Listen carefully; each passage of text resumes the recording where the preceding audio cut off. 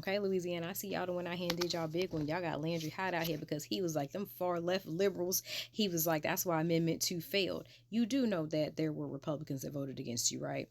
Maybe you don't. But yes, a lot of your base absolutely said they could not in good conscience vote for this bullshit. And basically, he was just like, that you all are conditioned for failure. So he was like, basically, y'all don't know better. And y'all had to really listen to him so that he could kind of bring y'all out of this. But y'all already know that man racist as hell and what he was trying to do.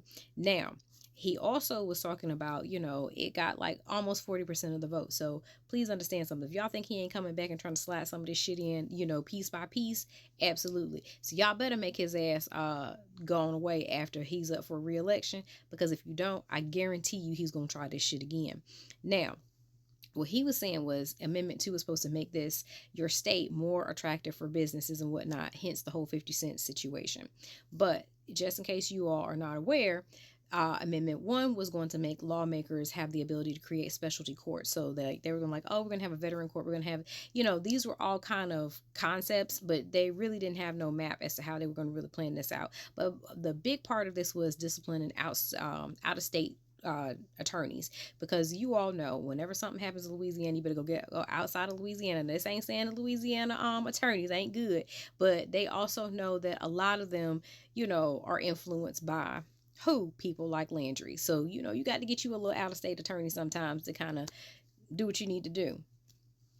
Now, this, of course, like I said, has issues. So they're trying to figure out a way to start penalizing or start really going after like these activist attorneys and whatnot is what they're calling them. Just like they're calling some of the judges activist judges and what have you. Like, oh, being an activist is a bad thing. No, that means you're on the right side of things and you're trying to fix wrong.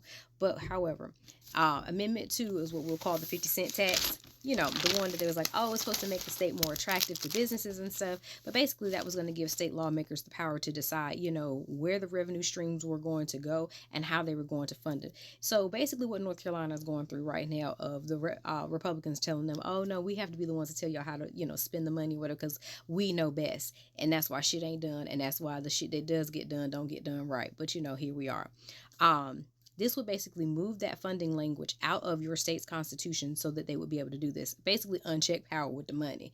But the thing that really pissed me off that caught my eye was the fact that they were trying to utilize teachers and trying to say, oh, we're going to give you this permanent pay raise. It was a stipend. And you already know $2,000 has the ability to move somebody out of a tax bracket that would absolutely, demolish their ability to be self-sustaining. So a $2,000, that's nothing over their entire contract. And then, like I said, and they were basically pulling it off the front end to put it on the back end, but them kind of pulling something from the back end to put it on the front end. There was some real Enron accounting here, y'all. They were really trying to screw teachers over even further.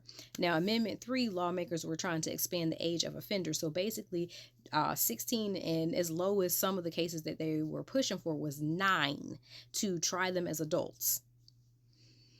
Go figure. Now, Amendment 4 would have changed the timeline for elections and newly created seats. So, y'all, very proud of y'all for doing y'all big one. Y'all see what Pennsylvania did with them flipping of the seats.